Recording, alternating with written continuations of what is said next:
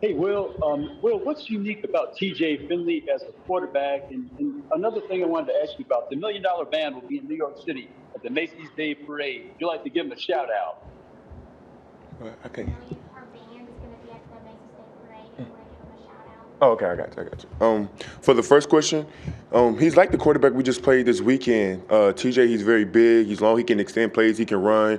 He can throw. He can get out the pocket. So I think it's the same thing as we like kind of seen this quarterback this last weekend. We have to contain him. And, he's a very capable of making plays and extending plays downfield. So we just have to keep him in the pocket, and we don't want him scrambling too much. And you said a shout out. $1 Million Band is going to be at the Thanksgiving Day Parade, so just give them a shout out. Good luck. Have fun. Oh, most definitely to our band. Good luck. Go out there and do the best you guys do. We love you guys. Charlie.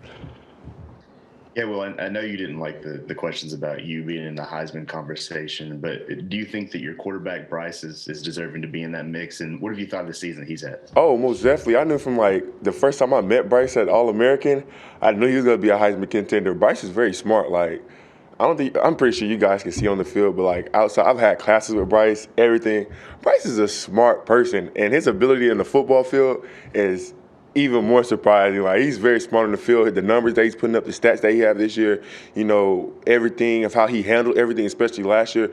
I feel like he's a great person on and off the field, and he's very, very, very, very, very, very talented. Nick. Well, when you're going against an O tackle, what kind of keys do you play off to know when to dip inside rather than go around him?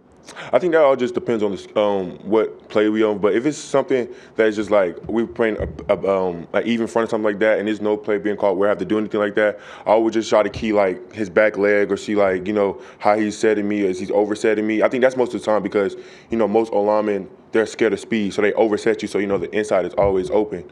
So I think that's one of the things that I really look at and when I watch film. Ryan. Well, I asked Bryce this question too, but when you came to Alabama, the Iron Bowl, was there a moment that you were kind of like, this is legit with fans, maybe running into someone at a gas station? Bryce said he was at Walmart and someone was wearing all Auburn colors and they were all giving him dirty looks in Tuscaloosa. Did you have a moment where you're like, wow, this rivalry, it's serious? When I first got here, I knew it was serious. Like before, because I didn't really like know anything about Alabama football. Like I didn't like really. I was from Georgia, so.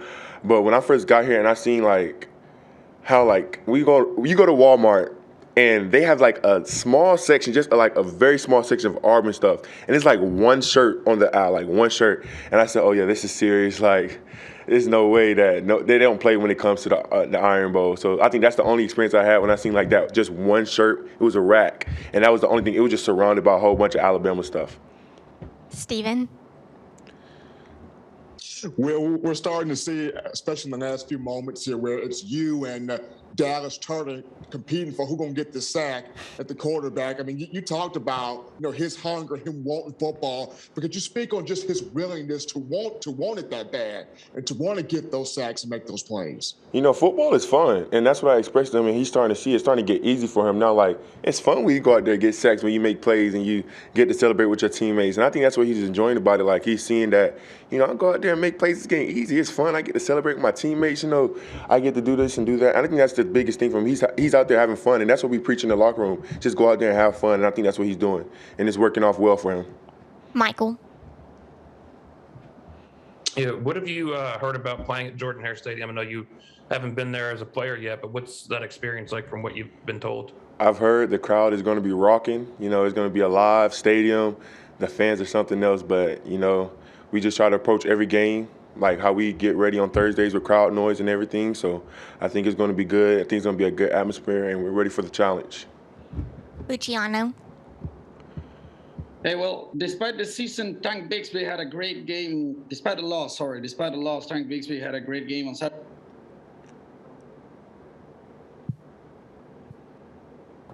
Luciano, can you repeat your question?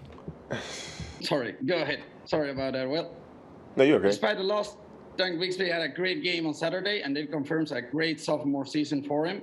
What would you say makes him so dangerous, and what is it about that duo that they form with him and Jarquez Hunter that's so hard to defend? He has a big, strong lower body. He's able to extend plays through his legs, run through defenders and stuff like that, and be able to, get more yards off missed tackles and stuff like that. So I think that's a big part of his game, and I think we just have to do a good job of game tackling him and everybody getting to the ball and everybody rallying to the ball.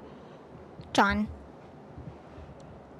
Hey, Will, you guys last year dominated so many teams, didn't have a lot of challenges during the season. This year you've been challenged, had some close games, and had to make plays late. Is that frustrating, or do you feel more battle-tested going into all the big games on the stretch? I mean, football is about challenges. Nothing in football is easy. Football, every play is not going to be perfect play. Every game is not going to be a perfect game, but I think it's about how you move on in the type of mentality you have. Yes, we have been in a couple of challenges this year, but I think that's what makes the game of football, and I think it's how you respond. And I think so far we responded great, and we just have to keep building on that each week. And each challenge that we get, we're just going to keep going for it and look at it in a positive way. Ryan. Will, Evan Neal, going up against him at practice, what is that like? Is that kind of like an iron sharpens iron situation with you guys? And what kind of physical specimen is he on the field? That is a 20-year-old myself going against an NFL tackle every day in practice. He is strong. He is a big man. He takes up a lot of space. He has a nice first step. He gets from point A to point B very fast. He's great in run blocking, and that is most definitely iron sharpening iron every day.